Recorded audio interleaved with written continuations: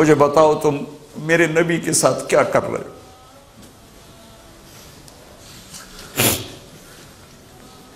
وہ تمہیں فرقوں میں بانٹ کر گئے تھے یا امت بنا کر گئے تھے؟ کیوں اس نادان کھیل میں اپنی زندگی برباد کرتے ہو؟ کیوں نہیں مسلمان بن کے رہتے ہو؟ اس امت میں اختلاف شروع سے ہے، ہمیشہ رہے گا، یہاں تک نہ جاؤ کہ ایک دوسرے پر کفر کے فتوے۔ جنت میں کون جائے گا؟ سنیوں نے کہا وہابی کافر، وہابیوں نے کہا سنی کافر، بریلیوں نے کہا دیوبندی کافر، دیوبندیوں نے کہا بریلوی کافر، شیعہ نے کہا سنی کافر، سنی نے کہا شیعہ کافر۔ جنت میں کون جائے گا؟ کچھ تو بھائیو میرے نبی کی محنت کی قدر کرو۔ میرے نبی تو غیروں کو اپنا بنانے آئے تھے، ہم نے اپنوں کو غیر بنا دی۔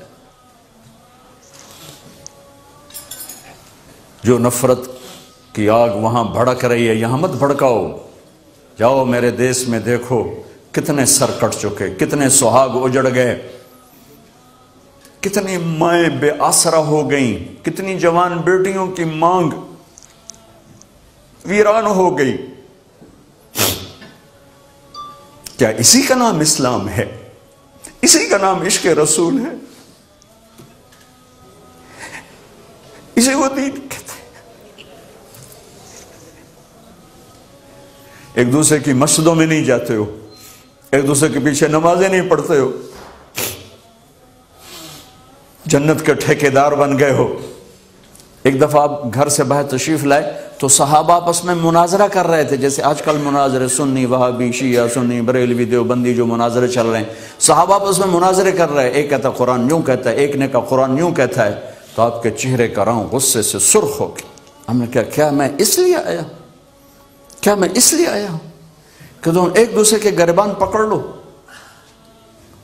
اور تم ایک دوسرے کے گلے کاٹنے لگ جاؤ اور ایک دوسرے کو کافر ٹھہرانے لگ جاؤ؟ کیا میں اس لیے آیا ہوں؟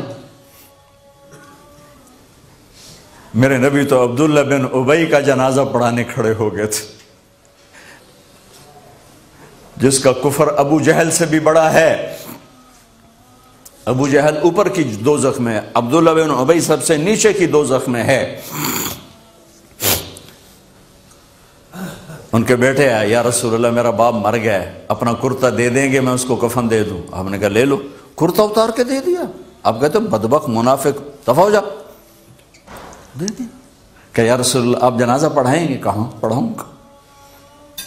باقی منافقوں کا تو کسی کو پتہ نہیں تھا سوائے اللہ کے نبی کے، لیکن عبداللہ بن ابی کا منافق ہونا تو سب کو معلوم تھا۔ آپ جنازے کے لیے عمر سامنے آ گئے، یا رسول اللہ یہ کون ہے؟ کہ مجھے پتہ ہے کون ہے، تو آپ اس کا جنازہ کیوں پڑھا رہے؟ کہ شاید اللہ معاف کر دے۔